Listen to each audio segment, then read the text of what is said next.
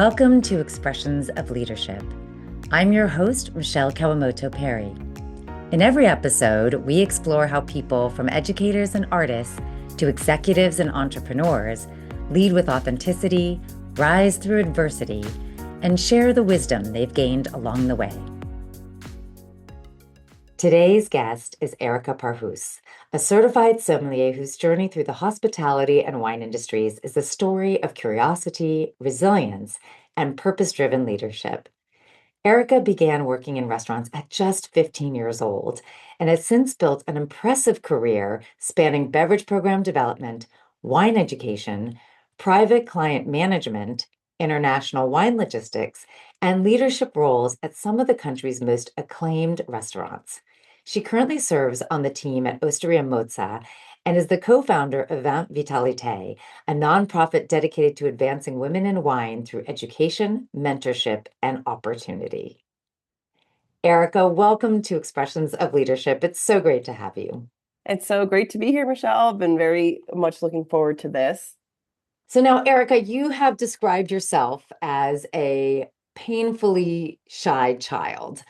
What do you remember about that younger version of yourself? When we first moved to the United States, I'm in 2001, I found that the shyness came a lot from the reassimilation of moving to a new culture, a new country, learning a new language. But I distinctly remember just consistently being very quiet in school. I didn't really take to making friends that easily. It took a little bit more of some careful and calculated movements and interactions. And I also was at any family function, I would just be hiding behind my parents' legs, looking through their cracks and being like, do I have to talk to this person? Do I have to talk to this person? And in Latin American cultures, I'm sure that anyone who is listening or has experienced this, when you say bye at a function, you have to say bye to everyone at the function. And you usually do that 2 to 3 times. And that was always my least favorite part of going to an event, is that I knew I would have to go and talk to every single person that was there at least one given point in time. But the shyness, I think, has eventually morphed into something a little bit more beneficial as I've gotten older, which has been really great, because it would be terribly, terribly, terrible for me to be a shy person working in hospitality. In fact, you said that your shyness eventually evolved into curiosity. How did observing people become one of your greatest strengths? I feel that when you're super shy, you have no choice but to sit back and absorb the information that's around you in order to be able to make a decision of like, okay, this is the moment in which I'm going to overcome my fear or my anxieties to be a part of this conversation. And that requires a lot of listening. It requires a lot of observing.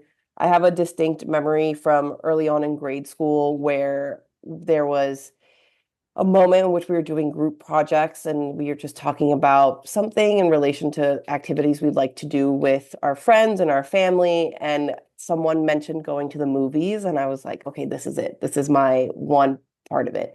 Curiosity plays, I think, is the driver in that, because I may have been not quite ready to join in on something.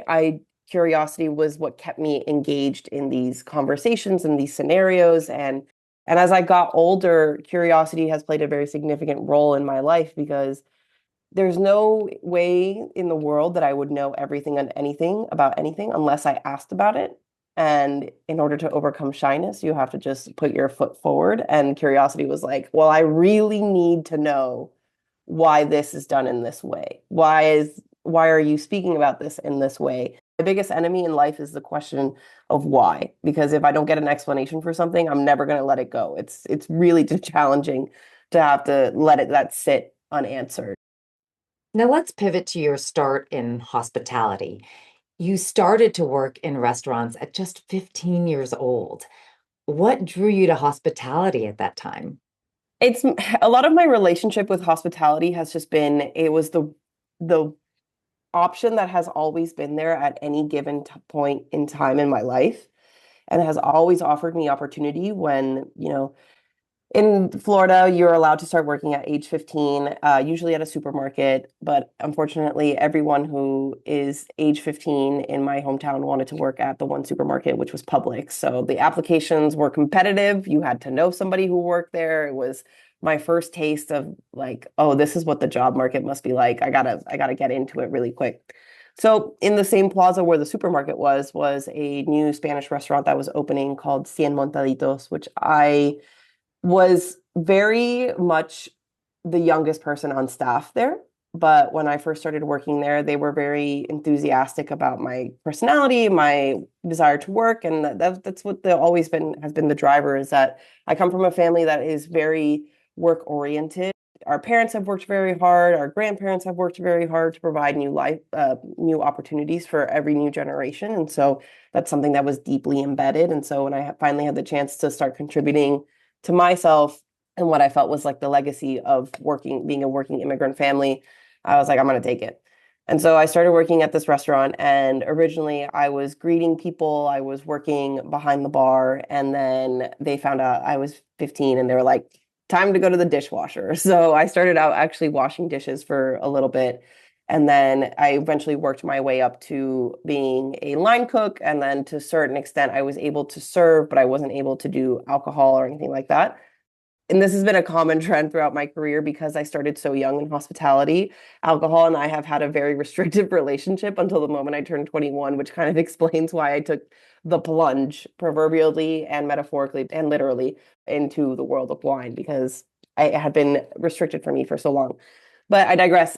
Working in hospitality was formative for me. I learned how to work with people who are significantly older than me. I learned how to communicate with people who are significantly older than me. I had to learn how to communicate with people who think differently than me, who spoke differently than me, who look differently than me. And when you grow up in a very small suburban town in South Florida where the predominant population is the same, like I'm Venezuelan and the predominant population of my town was Venezuelan. So I think it was important to be able to branch out, and that kind of started shifting the power that shyness had over me when I was younger, and it started kind of mutating and morphing into this drive that's been filled by curiosity because it was the requirement of my job to be engaged and act proactive with all of our guests as much as possible. Because ultimately, the very basis of hospitality and the foundation of it is connection. It's making sure that people feel welcomed. It's historically, we talk about Southern hospitality and the way that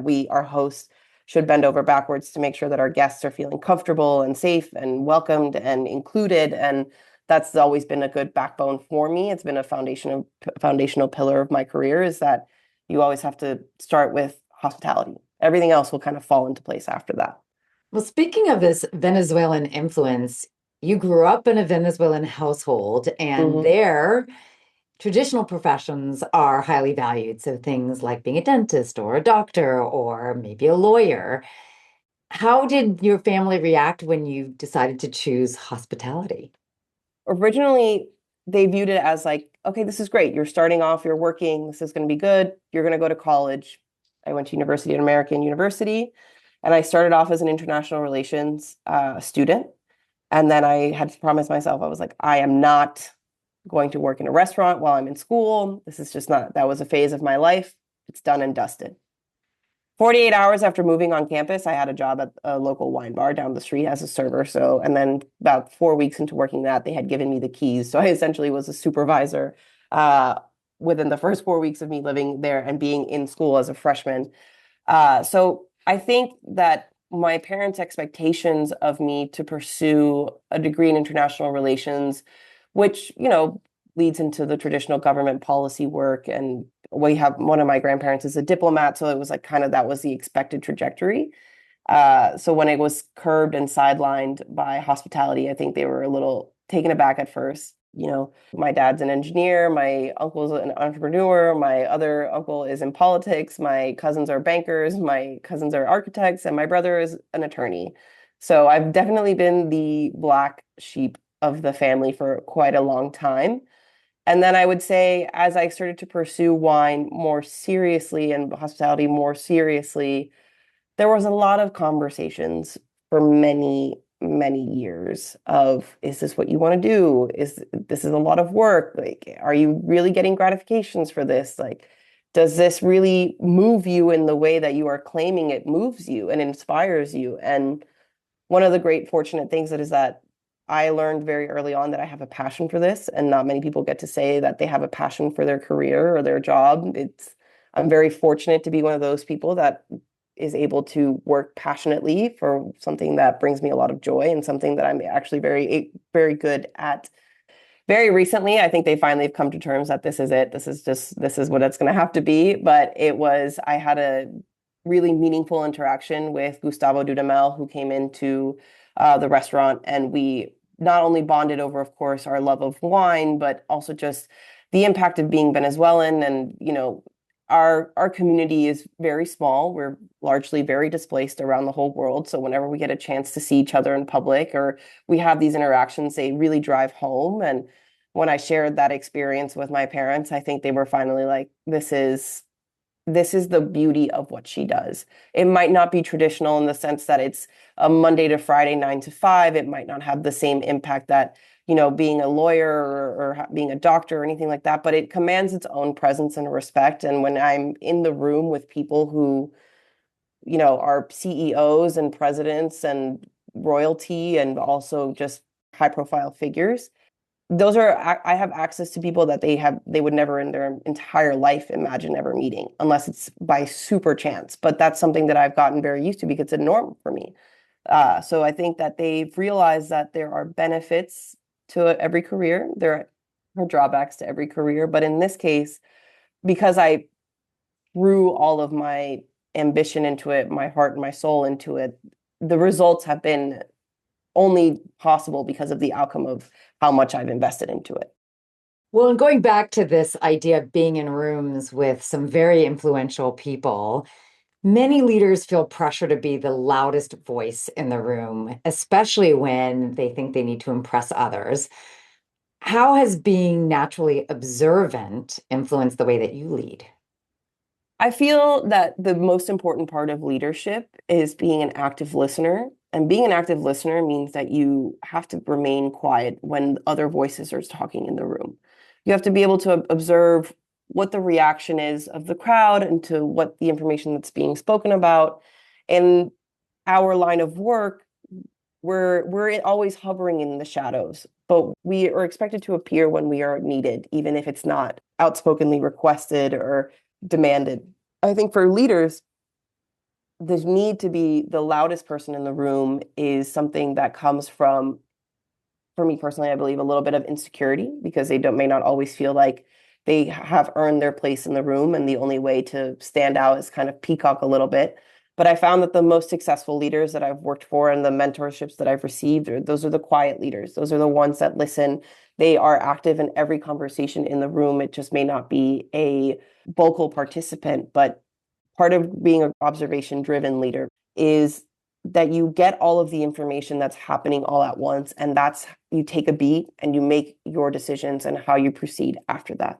And when leaders talk more about themselves and their own ideas and listen less, they tend to miss the perspectives and the thoughts and the nuances from other people that can help them to make even better decisions. And they also miss that opportunity to connect with people and be a better leader because of it. Exactly. Well, we're going to take a short break. And when we come back, we'll explore how Erika fell in love with wine, why she pursued harvest during the pandemic, and the experiences that transformed her from a hospitality professional into a leader in the wine industry. Stay with us. Leadership isn't just about strategy, it's about people. The Forward Project helps organizations cultivate strong, adaptable leaders who create thriving workplace cultures. If you're ready to invest in your leadership team, visit www.theforwardproject.co to learn how. Welcome back to Expressions of Leadership. I'm your host, Michele Kawamoto Perry.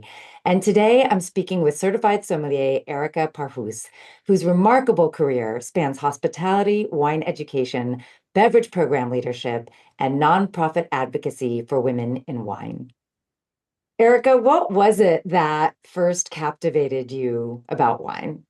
So originally it started with the fascination of bartending and, bar programs and the camaraderie that usually comes when you're at a restaurant and the first place that you go is like, oh, I'm just going to go wait at the bar.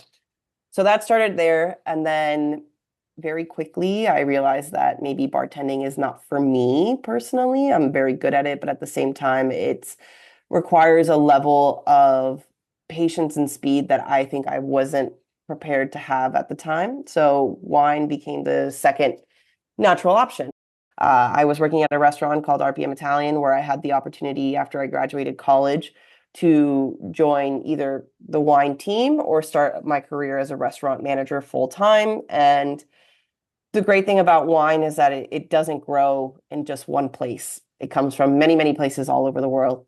And I am fascinated by the fact that wine is different depending on where it was. And I also really enjoyed the idea of being able to travel for something. So when the time came, I chose the more junior position, the most junior position. And I started working as a cellar master at RPM when I had just graduated college. So I was freshly turned 21. I had a job that paid my bills, and I was working Monday through Friday, 9 to 5 at a restaurant, which is still unheard of to this day. Well, what were some of the biggest lessons that you learned from that job as cellar master at RPM Italian? Yeah, so traditionally speaking, the route that is often taken is you start off as a server, you learn hospitality, you start breathing it, you're like, I think I'm able to do more than this. And then you eventually up yourself to being a floor somm with your introductory certification from the Court of Master Sommeliers, and then that kind of starts. And the certification process, you just build your knowledge up little by little by little.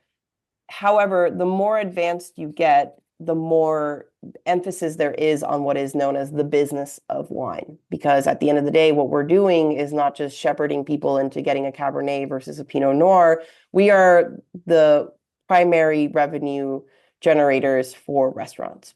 And so our job, first and foremost, is to be business people. We are meant to manage these multi-million dollar programs. We're meant to handle a large portion of revenue for a restaurant. So that is something that you learn as you spend a lot of time in your field and your role. So with that role, because I was so commercially minded before I even started doing any of the theoretical stuff, I had a boss who once told me that my knowledge of business of wine is at the level of somebody who's worked in wine for 10 years, but my theoretical knowledge of wine is at the level of someone who's had wine for a week. And we need to do some balancing out there. So there was less commercial minded work that was on my plate. And eventually that started shifting more towards theoretical work and knowledge and hospitality. And that's where the true ascension, I would say, into becoming a floor sommelier started with that. And then during the pandemic, you took a step back from the restaurant industry and you made the decision to work harvest in Oregon's Willamette Valley. What inspired that leap? I don't necessarily want to say that I took a step back. I was furloughed from my job because the pandemic was starting and I was very scared. I was 23 and I had filed for unemployment for the first time. And I, at the time, I distinctly remember telling my parents that it's okay, that my job is always going to be secure. Like AI can't do my job. Like people really cherish the human connection of it. But the one thing I didn't account for was a global pandemic to kind of take the connection part out of it. But I had actually been, I was already planning on going to Oregon. I had been invited to go to what's called Oregon Pinot Camp, which is for a week. Wine professionals from all over the country are hosted by wineries in the Willamette Valley, and you're invited to just kind of take some time and explore the valley and what these wines have to offer, how do they can fit in your programs, and this is the diversity of that.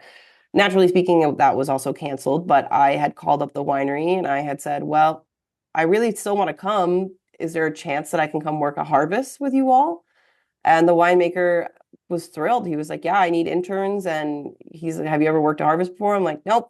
And there's a term for people who have never worked harvest called green hornets because we're just very green. And those are usually like the babies that are always flying around the winery. And so he prefaced it. He was like, this is going to be a lot of hard work. You're going to be very tired. You're going to be working 6 days a week at some points, or might even be working 7 days a week because we have to process fruit. And if you're ready for it, I mean, come on through. And surprisingly enough, I'm working harvest is one of the most pivotal experiences of my career, especially in a leadership position, because it was that moment that I learned firsthand the divide that there is between people who work in production, who make wine, and the people who sell wine on the floor in retail and trade. We, as sommeliers, often think that wineries can't survive without us. But in working harvest, I've realized that I can't survive without them, with the farmers, the growers, the pickers, the interns, the young kids who come in out of enology school and have the passion. We can't sell anything if it's not being made. And there was a very humbling aspect of that, that there's a perception of sommeliers that go to work a harvest and they're only there for 2 weeks. They take their pictures on Instagram and then they're like, I did it. Da, da, da.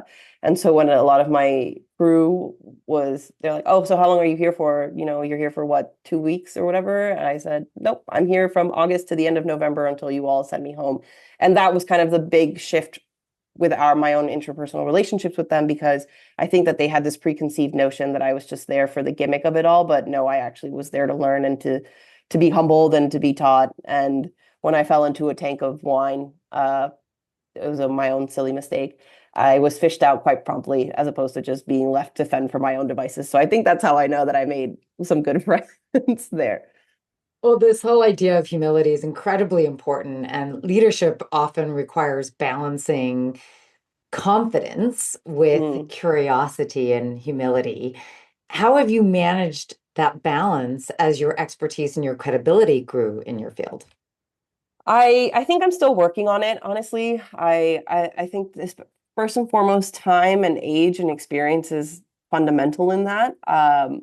What one of the challenges that I now reflect on is when I was younger, because I did have all these experiences, my confidence was borderline cocky, borderline arrogant at times. I didn't expect there would be people my age who could ever have the amount of knowledge that I had at that point in time. And I think that was a big detriment to myself. Now, as I've gotten older, there is a fine balance, though, because even now, as I'm older, I would say I've gotten too humble and I don't really advocate for myself and I don't always have that confidence. So that's the continuous learning part of this, is that there's never going to be a perfect balance between the three elements of leadership. There has to be, I feel that as you get older and as you become a more confident leader, it's the most important thing to know is when to bring out your humility and let that drive the bus, when to bring out confidence and when to let that drive the bus, and when to just bring out the fact that you are the person of authority, that you are the credible person, and how to have that ownership of that reputation, that ownership of credibility, and how you manage that, how you put yourself, how you're perceived by people.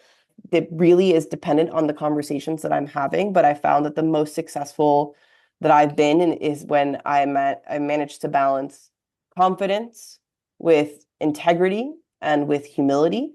If you can't do that, if you're, putting yourself first and your confidence is the what drives the bus, it doesn't lead to as many opportunities to grow and expand your mind and your knowledge as much as possible. Let's take a brief pause.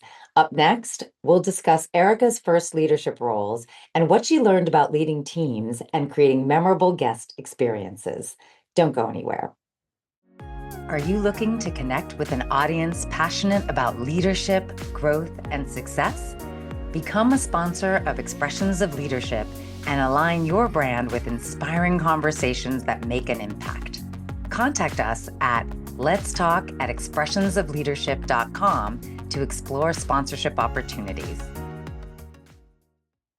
Welcome back to Expressions of Leadership. I'm Michele Kawamoto Perry, and today we're speaking with Erika Parjus, Certified Sommelier, beverage program developer, and co-founder of Vin.Vitalité.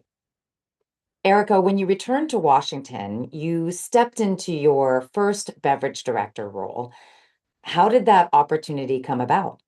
I had moved back to Florida after working harvest, and my then girlfriend, now wife, had also spent some time in DC, and we were kind of navigating the post-COVID world together. I would say I think it was still pretty post-COVID. I don't think it was fully out of the woods there yet, but she had expressed interest in getting out of Florida and being okay with moving back to DC. And so I started looking for jobs. And I applied for the beverage manager role at a restaurant called Centralina, which is a women chef owned concept. I was working with a woman named Angie Duran, who is my greatest mentorship I've received. Angie was a young woman. She's Salvadorian, and I think we hit it off pretty quickly in terms of, promoting and wanting to trust the fact that we understood each other. We understood the journey of what it's like to be Latinas in any position of leadership in any particular role. And I felt really grateful to have had her because I don't think my experience in that job would have been the same without her.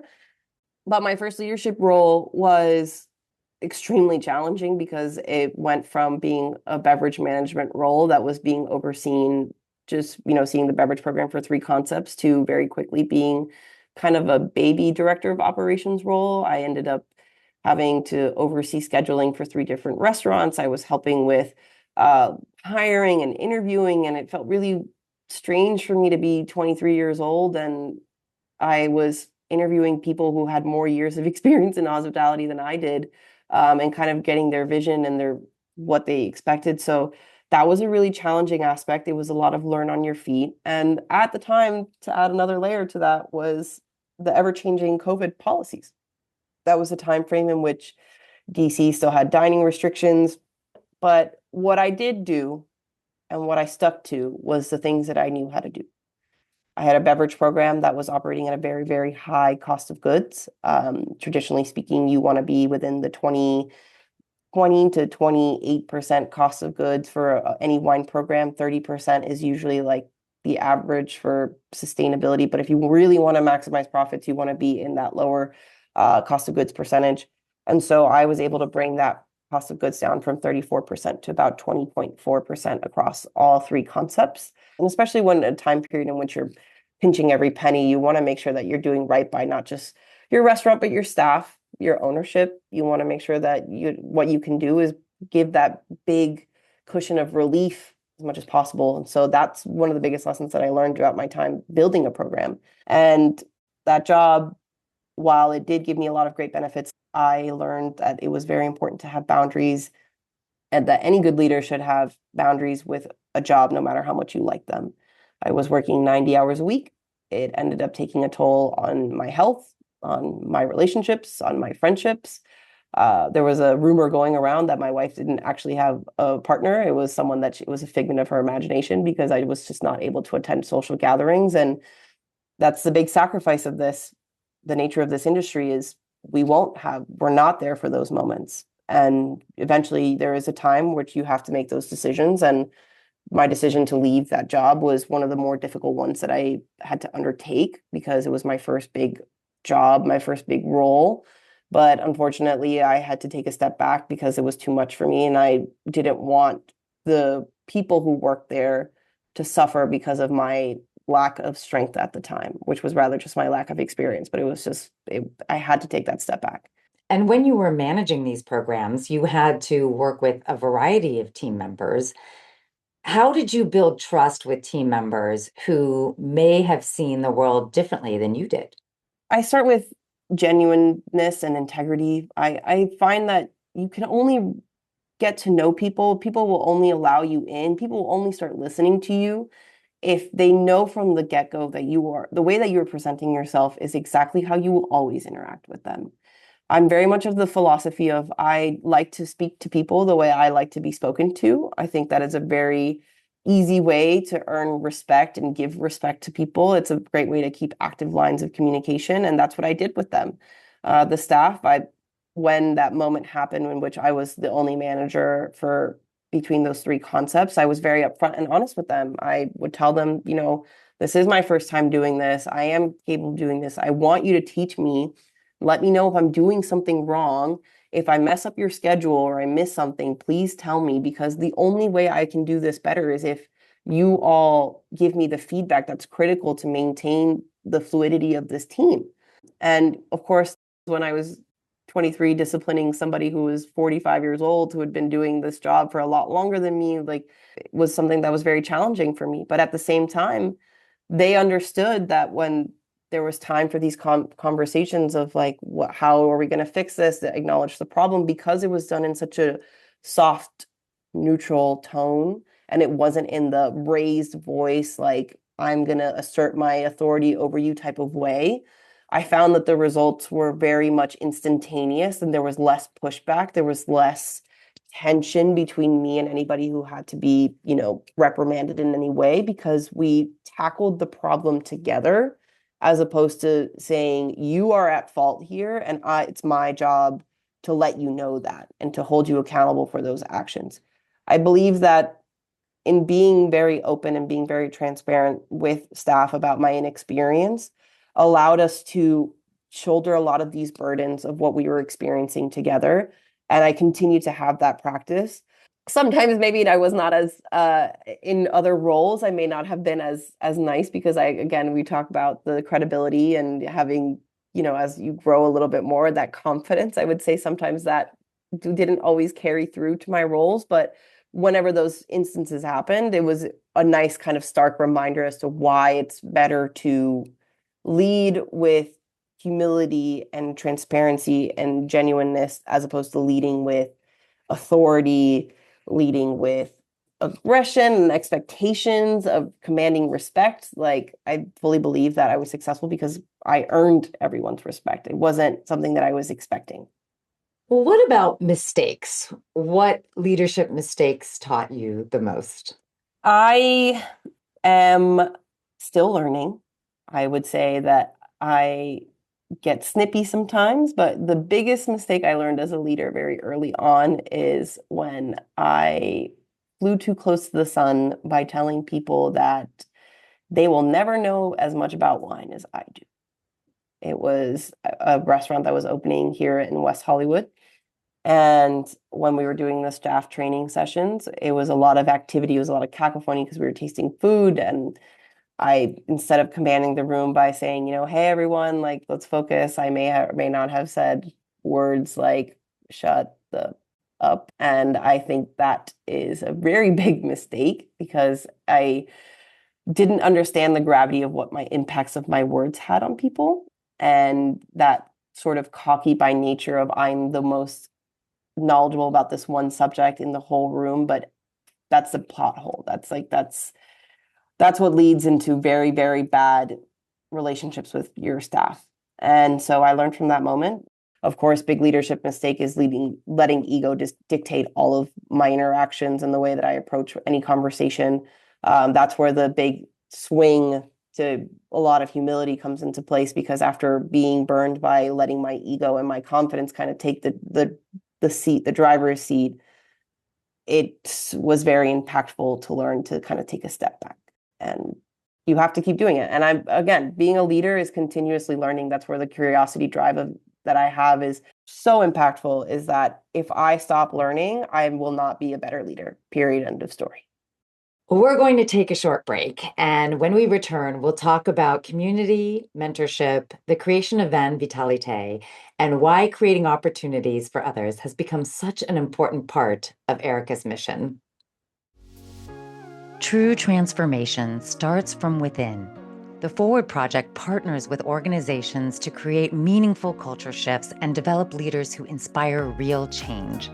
If your team is ready to move forward with purpose, visit www.theforwardproject.co. Welcome back to Expressions of Leadership. I'm Michele Kawamoto Perry, and my guest today is Erika Parjus, a leader whose work extends beyond hospitality into advocacy, mentorship, and community building within the wine industry. Erika, you've said that community, both its presence and its absence, have shaped your life significantly. What do you mean by that? So wine is inherently a small community. When you talk about the great specialists of the world, there's less than 1,000 of them. Like, by the numbers, by and large, we're not a community that expands more than hundreds of thousands internationally, globally. Like, we will know what's happening with some person very quickly. So in DC, one of the great joys that I've had was when I was starting in every stage of my career, in the early stages of my career, I had been surrounded by a community of people who were invested in me, who took the time to nurture me, to teach me, to, humble me. That's priceless. You can't ask for anything more than that. So the community in DC, particularly the community of wine, was about less than 300 professionals. And when I say we were in it, it's like there's tasting groups 3 days a week. There's always events. There's people who are posting jobs. Like you will get a referral from anybody. You can be like, hey, I'm not happy with this job. Like, do you know what's happening? They'll be like, yeah, I'll connect you with so-and-so. Like it is, the nature of it is just so dynamic. And that it pushes you to become a dynamic professional. When I moved to California, I had very little to no network, no community. And the first year that I was here, I kind of felt that absence, and it made kind of a pretty big impact. That's when decisions like speaking to staff members in ways that aren't acceptable, that's when my mistakes of like commercial minded mistakes like started happening, because I essentially felt there was no one who could kind of check my work, check me, like make sure that I was doing what I needed to do to grow and continue. And so the absence of community for me did force a lot of internal reflection. Am I doing things the way that my community taught me? Am I doing things in the way that I have observed were to be successful from my peers? Do I have peers that I can even speak to? And like my community in LA is tiny but mighty. I would say maybe I have like all of 4 professionals that I can speak to. And it's very different from the hundreds of people that I had before. But community is essentially the safe haven for us. You commiserate, you celebrate your wins, you celebrate career changes, you help each other grow. And when you don't have community, it really, being isolated is not a very good feeling. And there's more impacts that isolation tends to have on a person that I think that we're not really talking about that much these days, but we should. Absolutely agree.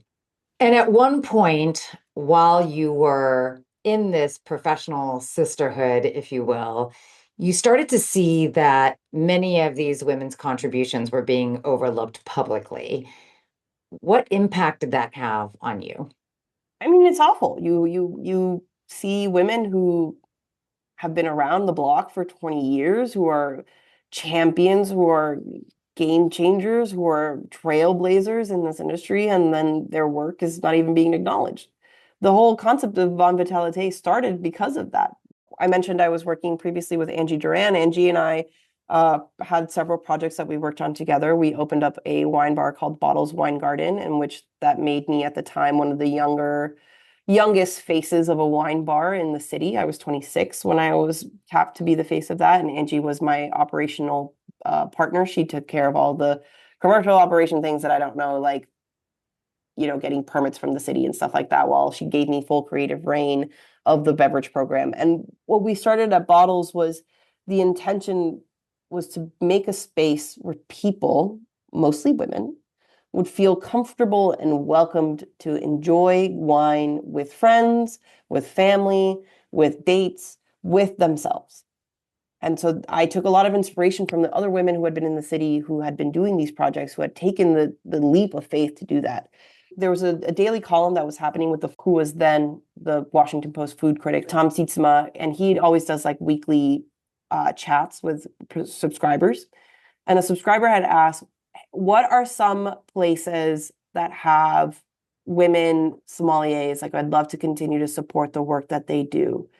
And he could name the restaurants, but he could not name the women. And he said it in his answer. He said, I'm unable to recall the names, and listed 4 restaurants, one of which didn't even have a female wine director. He was just inaccurate. It was out of touch. And this is a guy who had been in this role for over 25 years. He knew these people. He had interactions with them. We all know what he looks like. And he was not able to name their names. And because I was a fiery 25-year-old who knew how to use social media, I immediately got onto Instagram and I was tagging him. And I was like, you got to remember their names. And I personally listed the first 10 women who I knew worked in wine. And then Angie, I tagged into that, and she did that and added 10 more women. And then those women started reposting and reposting and reposting. So eventually that we ended up, it was Tammy Gordon, Nikki Lang, Vanessa Kaminsky, Angie Duran and I, who were all women in wine in some way at the time, we started putting together an Excel spreadsheet of the names of the women where they worked at and their contact information. And by the end of the first day, we had 115 approximately names on the list. By the end of the first week, we ended up getting up to 225. And then we expanded it to include, at the time, we were only doing the District of Columbia, but then by the end of the list, with over 300 names, it was women wine professionals in the District of Columbia, Maryland, and Virginia. And there's a lot of names that I had never even heard of myself, but I was glad that I did because I was introduced to them. And so we held our first event at Bottles Wine Garden, and we had over 75 people in attendance, and we had women who we selected we like drew names out of a hat, and we invited those women to come to Bottles. They would pour wines of their choosing, and it was a success. It was a great hit. We had people like Nadine Brown, who has been around for Charlie Palmer Steakhouse for so long. We had Ellie Benchamal, who opened up a very now still continually recognized champagne bar called the Perro. And we had people like Danya, who are the director of operations for the Steven Starr Group in DC. These women are all talented, incredible women, and they were women who inspired me and continued to vouch for me. And how could I not return the favor for them? How could I not be a champion for them when they needed it the most? And it ultimately became its own nonprofit organization. Yes. That event was the first of events. We originally were named Women of Wine, but some copyright and trademark issues required us to change the name to Vin.Vitalité, which direct translation is like wine is the vitality of wine, which is for us the essence of life, which for us was a moniker of like women are the essence of life in general. And then we are also, playing on the terms for wine being the center for us as well. So we incorporated, we had articles of incorporation made, and the same 5 women that I listed earlier, Tammy, Angie, Nikki, Vanessa, and I, we were all listed as the 5 co-founders for the organization. I had never done any nonprofit work in my entire career. I had no idea what articles of incorporation meant. And somehow I ended up as the secretary for the organization. And that was a big learning curve. But when you put all of us together, we were very open about what we actually wanted to get out of this organization, what we wanted this organization to contribute to our community. And, we have pillars of mentorship, of education, of opportunity. My pillar was education. It is very expensive to pursue wine certifications like anything else. It's very niche in trade. Your education can span upwards, probably throughout the course of your career, it will be over $10,000. And quite frankly, that's not an amount of money that a lot of people have. So my biggest contribution was the creation of the scholarship program that as of last year has awarded 10 $1,000 scholarships to lovely candidates, and it continues to grow. And to be able to say that we have been able to contribute financially to their education and to their continuous learning and love affair with wine, there is no greater reward than that. Well, in your view, what responsibility do successful leaders have to create opportunities for others? A leader's legacy is the people that they mentor and they help elevate. Those are the people who will continue your leadership philosophies. Those are the people who will continue to nurture the next generation, next generation. And if you're not invested in that, I don't think that you're the best leader that you can be. And it's important to recognize that legacy is only able to continue if there is someone to continue it. If you're not interested in educating people, then you are not being the best leader that you possibly can be. And that should be the priority. Let's take one final break. And when we come back, we'll look ahead to the future, discuss the impact Erika hopes to make, and finish with our Wisdom and Whimsy segment. You won't want to miss this. Don't miss a thing. Follow Expressions of Leadership on your favorite podcast app and connect with us on Instagram and YouTube at Expressions of Leadership. Welcome back to Expressions of Leadership. I'm Michele Kawamoto Perry, and today I'm joined by Erika Parjus, Certified Sommelier, nonprofit co-founder, educator, and emerging leader, helping to shape the future of the wine industry. Erika, you've described this moment in the wine industry not as a crisis, but as an opportunity for reinvention. What opportunities do you see that others may be missing? It's a lot of, I've been hearing a lot of Gen Z doesn't drink, people aren't interested, wine sales are down. It's a lot of negative headlines. If we take a moment to consider the factors that are kind of encroaching, I would say, in every market, the one thing that has stood out to me is that Gen Z and the younger generations are not interested in spending money on things that don't align with their values. They're interested in stories, they're interested in contributing to more independent winemakers. They're the most conscious consumer class, I would say, that has emerged in recent generations. As such, this industry, which for a long time has prided itself on privacy, being in the shadows. I mean, Michelle, I'm not sure if your listeners know, but you do have some experience in wine. And I would say that your experience in wine is a little bit more reflective of the fact that it was very much a certain group of people who had a certain amount of money, who wanted to have a certain amount of wines, and they didn't want those wines available to other people because they want the exclusivity of that. Exclusivity is a very, very common trend across production, across logistics, across consumption. Like exclusivity is the big brand of wine. And the opportunity that we have right now is that we have consumers who want to give us their money, but they don't want to give it to us if it's going to the wrong reasons. So the opportunity that I see is that it is time to open the gates. It is time to open the floodgates. So I think that's the important part. We have great content creators that are doing the work to get more information brought out there. Victoria James, who's the former director of Cote Steakhouse and Generous Hospitality Group's wine director. She was one of the first sommeliers. She started at 23. She has a Substack. There's the Super Vino Bros who also do a lot of work to highlight lesser known regions like Albania, and then they go over to Austria a lot, and I really like their content. There's a girl whose name is Amani, and she is an amazing content creator. She goes and is now doing like swirl school at different events in London, and hers is very much natural wine oriented, and she gets a lot of people to come in, they dance, they drink good wine, they have community, they have connection. And that's the future. That's the engagement that people want, is that they want people who are going to be open and honest. And we want to highlight the fact that at the end of the day, the wine industry is built off of the backs of laborers, of farmers, and of work that is so difficult to do that it's very hard to find people to do it when the time comes. There's not a lot of money in it. It takes a long time to make your reinvestment back. It's a challenging industry overall. But the only way that we're going to be able to grow and evolve and stand the test of time, like wine has done for centuries, is if we keep the people coming. We have to be open. We have to be honest. We have to be transparent.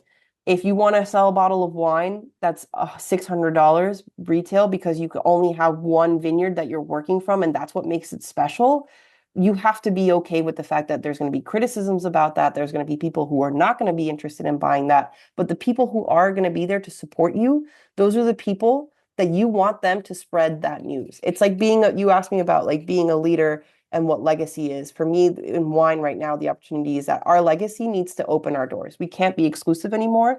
We have to invite people of all shapes, sizes, races, languages, and cultures. We have to be mindful of that. And we have to make them feel included. By not doing that, we're losing out on a ton of money. We're losing out on a ton of exposure. We're losing out on just people who will continue the work that our parents and our grandparents have done for us by teaching us that. And when you think about your own legacy, what impact do you hope that you've had on both the industry and the people that you've worked with? I hope that my biggest impact is that I've been able to teach people to have confidence in themselves, and that choosing this life, this career, and knowing the challenges and knowing the trade-offs and knowing the benefits of it is something that, I would hope that people, when they work with me, that they get to experience that. I want people, the legacy I hope to leave behind is people who are passionate, people who are advocates, people who are listeners, who are actively listening to the conversations, and people who don't make other people feel bad about their lack of knowledge, because there's nothing more brutal than being in a conversation with somebody who makes you feel less than because you don't know what they know, or the condescending nature of those interactions. Like that's that I don't enjoy that. I don't perpetuate that. And I hope that the people who come after me, who take over my programs, can see that. And I hope that they have all, do something to contribute to their own little ecosystem, even if it's just a restaurant floor, or if it's a, community, or if it's a whole country. And so I will continue to lead with humility, with some funny natures, and with some great anecdotes about falling into vats of wine, and just continue having a good time, because at the end of the day, wine has always been the centerpiece of a table and at a meal for a reason. And it's because it's a main driver in conversation and community. And I think that's the biggest impact that I would like to leave for people.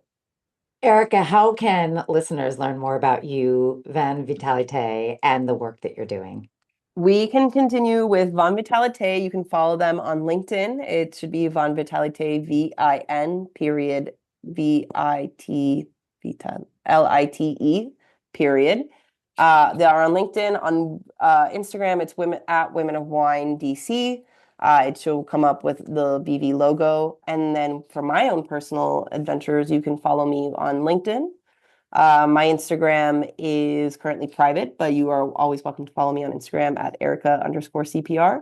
And I also have a Substack called Vintage Reports, and that's just for more questions I have of my community, things like how do I hold my industry accountable, and just general thoughts and opinions. So tune into that if you're interested in that.